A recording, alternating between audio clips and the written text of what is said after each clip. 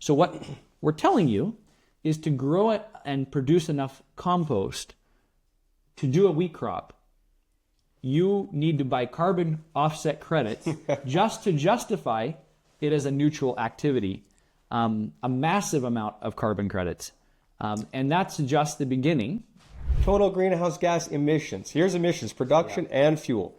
375 to 1,400 kgs of carbon dioxide emissions produced to fertilize a 10-ton per hectare crop with compost. Urea, 150 to 160. So with that, as like 200 times more. Now, I'm not saying, hear me clearly, I'm not saying I think that the solution for everything is petroleum-based urea. I'm not saying that.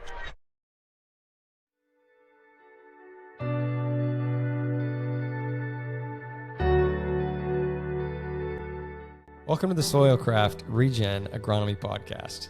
At Soilcraft, our mission is to innovate and lead in the field of regenerative agronomy, forging a path that empowers farmers to produce food that nourishes and heals both the planet and its inhabitants.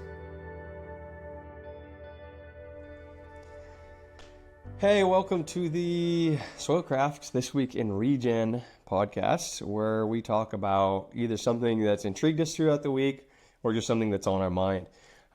This week we want to talk about the dirty work, the economics of building the soil. So, Craig, I was just the other day, 2 days ago in fact, standing in front of this beautiful, very well done compost pile. It's more of a small scale compost pile, but I'm sitting there looking at this thing thinking, this is beautiful. There's no question, like it smells amazing. The bugs are at work. But in my mind, something said, this isn't the whole story.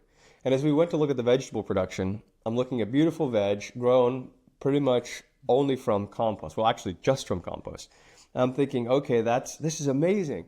But what really stuck in my mind is, what does this beautiful pile represent? And by that I mean, okay, we're growing a vegetable crop with only compost as input, right? Green. Everybody knows compost is green. But the first thought that came to my mind was, what space, what resources were required to make this compost? And then if we take that compost and apply it, how much compost do we need? Oh yeah, I know those quick figures. And then to grow one crop. So in short, guys, for organic production, generally speaking, a rough middle of the road estimate is 10 tons per hectare, right? But the trouble is when we're in a smaller scale setting, and that's where a lot of these come from, we really don't take into account that, because we make this pile and we go spread this pile and then we grow this beautiful vegetable, etc. And wow, wonderful, awesome. But the challenge to that is, what does it represent? So in short, I start sailing with my assistant ChatGPT, and I start to ask questions like, how many hectares did it take to produce the green and the brown and the manure for this compost pile? And basically it takes 2 to 4 hectares to produce enough compost for 1 hectare of vegetable production. So it came from somewhere, right? Yeah. So wow, that's crazy when you think about that. So that takes a lot more land space, great. Then we're starting to talk about the efficiency of synthetic sources like urea. And so then we start going down the process. Yeah, but that's from crude oil. How much crude oil? And so this is what we're diving down, this path of how green is compost. And poor urea gets bashed about in our space.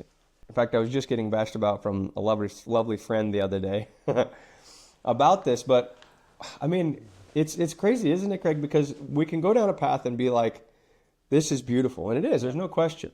Yeah. It smells like heaven. For sure.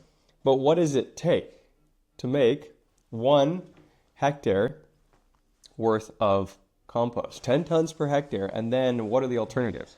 Yeah, so we were looking at it, and there's different kinds of compost. Obviously, you have the high carbon composts, you have the composted manures, obviously coming off of typically feedlots or chicken houses, and then you have vermicompost. And just on that note, talking about how much does it take? How much material does it take to produce enough to grow a crop? So just to give you an idea, I'm going to pull up here real quick the numbers because I was going over it here.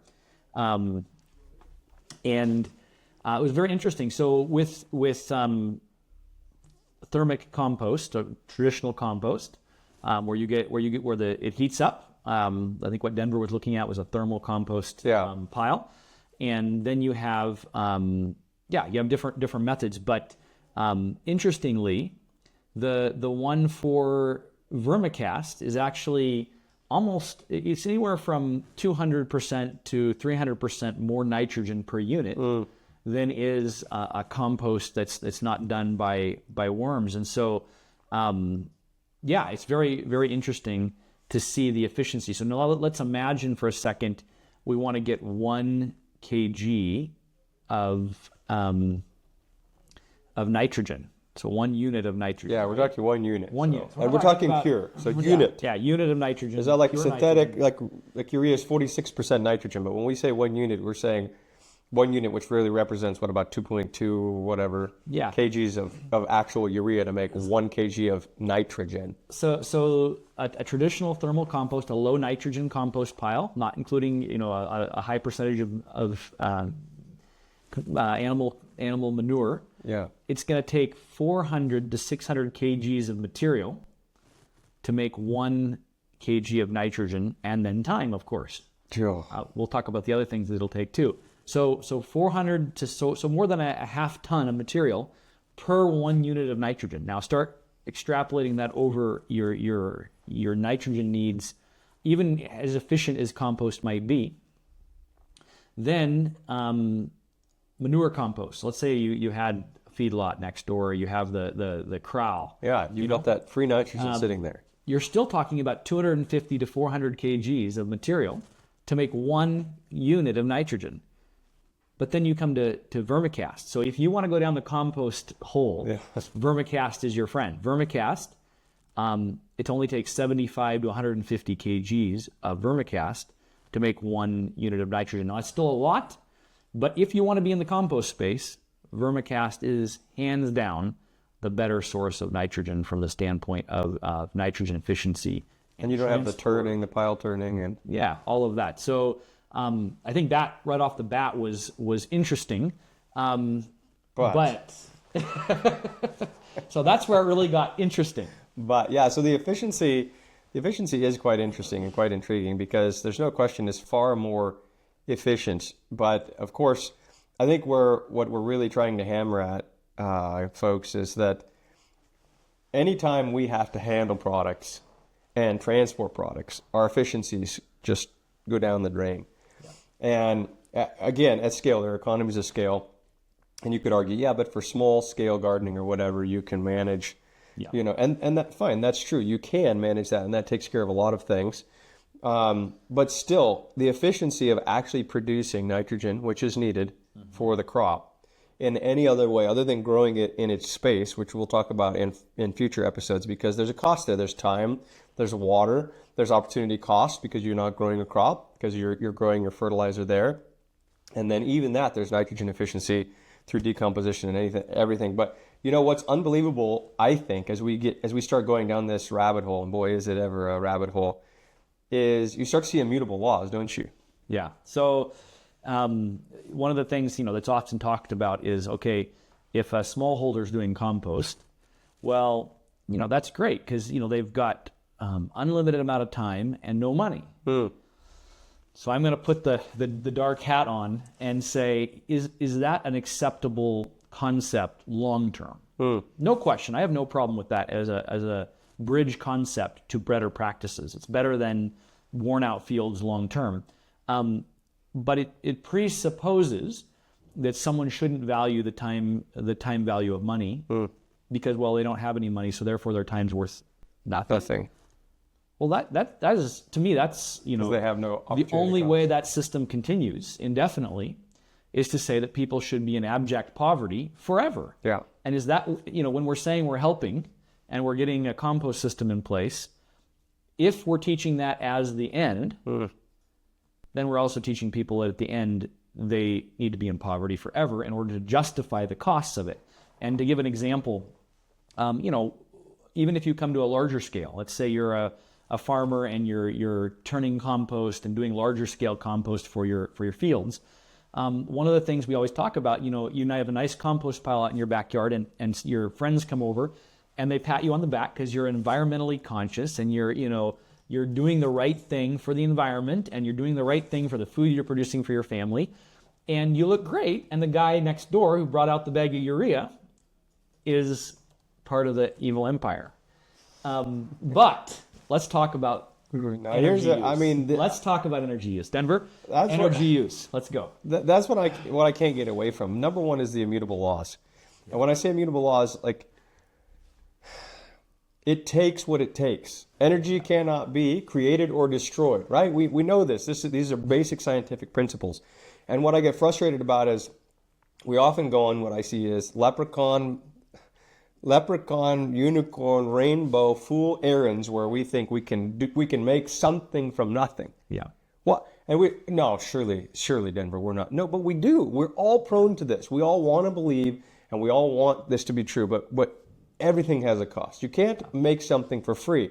And so we have to boil things down to measurable units. Yeah.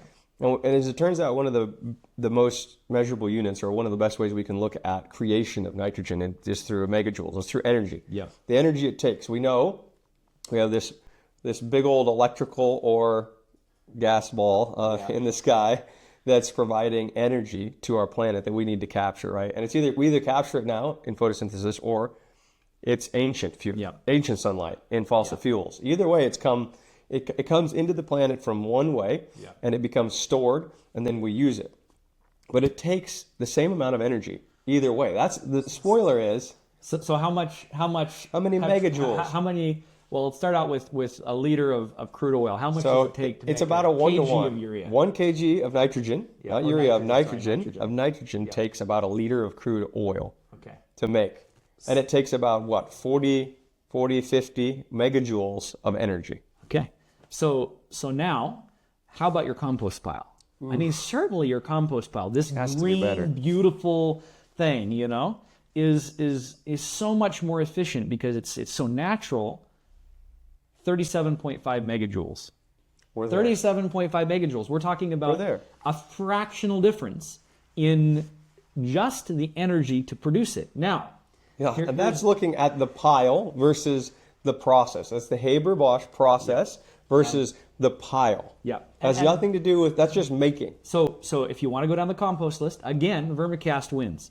20 megajoules, still a lot. Yes. But almost half of what it would do to do either the thermal or the Haber-Bosch process. Now, where does the dirty work begin, though? Now it really gets fun. I'm sorry. Now we're talking about carbon emissions. Okay, so let's talk about carbon emissions. I mean, obviously, we're talking about doing compost because we want to grow healthy food, and we want a healthy planet, and we want things to be in balance, and we want them to be regenerative. Because everybody knows we're emitting massive amounts of CO2 through Haber-Bosch, through petroleum, right? We are. And so let's talk about that.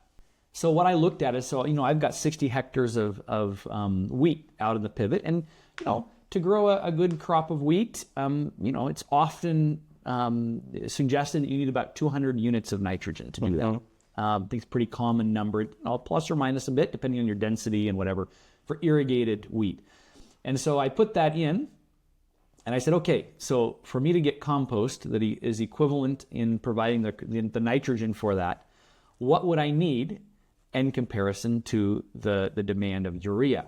And so when I ran through the numbers, it gets really, really interesting. So oftentimes, one of the things that we don't talk about when we talk about natural processes or organic farming is the dirty secret that it's not so green after all. So to do that, I would need to put on, let me just give you the number here. So the amount of compost would be massive. I think we seriously with our organic 26.1 tons. Yeah, that's building to reach a wheat crop level of nitrogen. You could do some other things, but looking at that, if you pull that out, let's talk about the equivalent amount of use that's needed. So to produce compost and to spread your compost. and to This get is your where it gets compost on site. So really- I'm talking about within 60 kilometers of you, because most people aren't going to have the amount of compost on site to do what's needed here. You're talking about 18,000 liters of diesel that's needed to move that product For your pivots. and to spread it on 2 pivots. So 60 60 hectares, okay? That comes to about 30 to 80 liters of diesel. Yeah, it takes about 105 Per hectare. liters of diesel to spread the urea. Yep. Okay. Now let's talk about how much CO2 is in the diesel for the organic system. That's 48 tons of carbon emitted in the process of making the diesel to spread your organic compost on the field, versus 281 kgs that was used to make the diesel that you needed to spread your urea. So right now, we're at a major deficit. Now, people say, well, okay, the cost of manufacture. Even if you go into Chat GPT or these guys and you ask them these questions, they say, well, yeah, there's negligible CO2 for manufacturing your compost. Well, that's true, because the microbes are busy doing the program, and we don't calculate the input. But if you calculate the input, and I did this, so this is where your mind can begin to explode. So the composting process. So the process to produce urea, to grow a crop of wheat in the irrigation on the 60 hectares, 96 tons. So let's just round it to 100 tons of carbon emissions. That's spreading it, delivering it, putting it on the field, 100 tons of carbon emitted in that process, including manufacturing. To do compost, to put out the equivalent units of nitrogen to grow that crop, you're talking about 3,048 tons.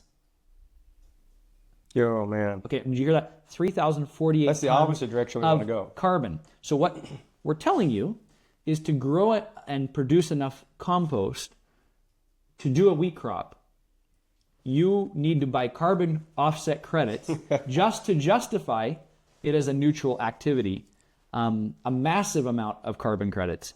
And that's just the beginning.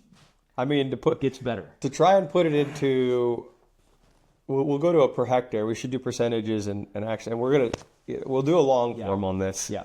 For a couple of reasons. One, because I think that, here in Africa, we've got these roaming ants that travel in bands, and these things are vicious and terrifying. And if you really want to give yourself torture, you stir them with a stick. And I feel like that's probably what we're doing.